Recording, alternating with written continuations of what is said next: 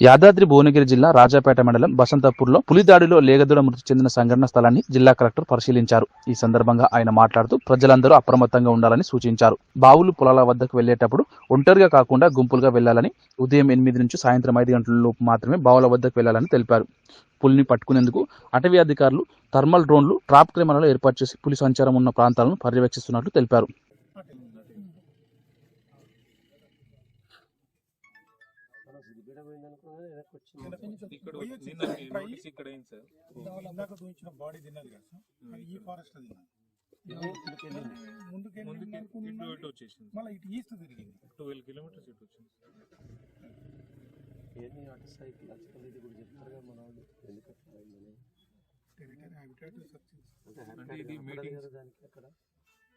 అదే దొరకకనే దానికి గుర్తుపట్టింది వచ్చిన అని చెప్పేసి గుర్తుపడుతుంది. పోయిన దగ్గరే ఉన్నామని చెప్పి ఫస్ట్ గంధమల్లలో నోటీస్ అయింది సార్. మనకి 17th రోజు గంధమల్లలో ఏంటి, మనకి ఇబ్రాహీంపూర్ నుంచి రాళ్ళ జరిగింది, అక్కడ నుంచి దత్తేపల్లికి వచ్చింది సార్. అక్కడ నుంచి మనకు వాసాలందరూ ఏరియా నుంచి మళ్ళీ గంధమల్లకి మళ్ళీ ఆ నుంచి రైట్ సైడ్ ఇట్లా పోయి ఇటు పడుతుందేమో అనుకున్నాం సార్. మనం ఇటు పోయి ఇటు కిందికి ఏమన్నా పోయి ఇట్లా పోతే మళ్ళీ ATR circle sir, Amaravati tiger reserve ఇదంతా బేరుంది కాబట్టి రిఫర్ చేస్తాను. అదేవిధంగా తుర్కపల్లి ఈ ప్రాంతాలలో సంచరిస్తుంది. ముఖ్యంగా 3-4 గ్రామాల్లో కూడా శివారు ప్రాంతాల్లో ఇన్సిడెంట్స్ అయింది. రాళ్ళజనగాం మరియు నిన్న కూడా నమెలలో కూడా అయిపోయింది. యాక్చువల్గా సిద్దిపేట వైపు RF వైపు బాట కట్టి మళ్ళీ వెనక్కి రావడం జరిగింది అనూహ్యంగా. అందరూ కూడా ప్రజలందరూ కూడా అప్రమత్తంగా ఉండాలి.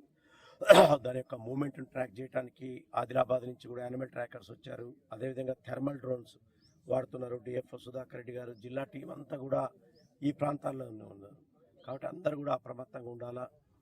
థర్మల్ డ్రోన్స్ ద్వారా రాత్రిపూట కూడా పులి సంచారాన్ని మనం ఎక్కడెక్కడ ఉందనేది కూడా చేయటం జరుగుతుంది. ఈ యొక్క పగ్ మార్కింగ్ బట్టి కూడా యానిమల్ ట్రాకర్స్ దాని యొక్క మూమెంట్ని చూస్తున్నారు.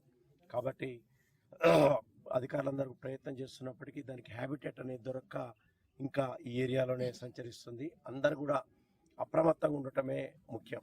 తెల్లవారుజామున పోవటం కానీ 7-8 వరకు బయటికి పోకుండా ఉండటం, తర్వాత కూడా కొంచెం జట్టుగా వెళ్ళటం, కర్రలతోటి యూత్ తోటి కలిసి వెళ్లాల్సి వస్తే సర్పంచ్కి ఇన్ఫామ్ చేసి వెళ్ళటం.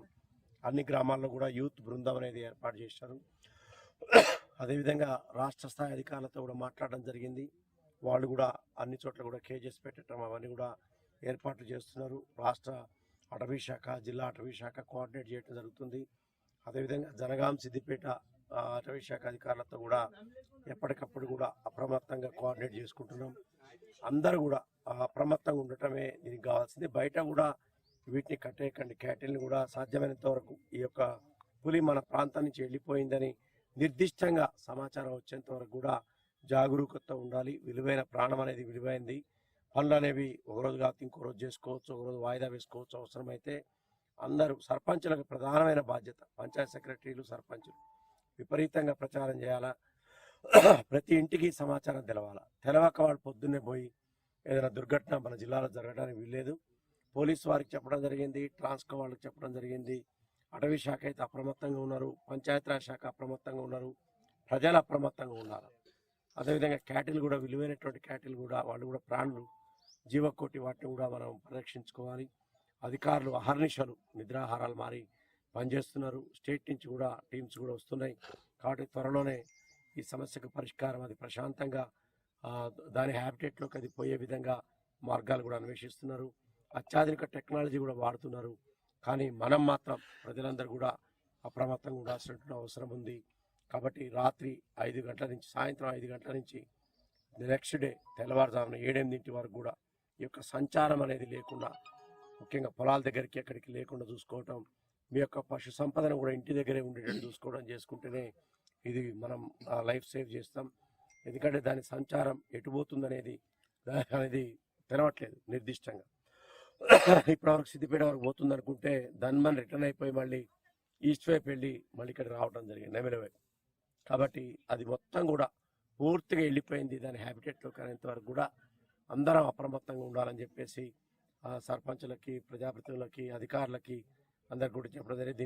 దీని గురించి ఎప్పటికప్పుడు కూడా మన విప్ బీర్లా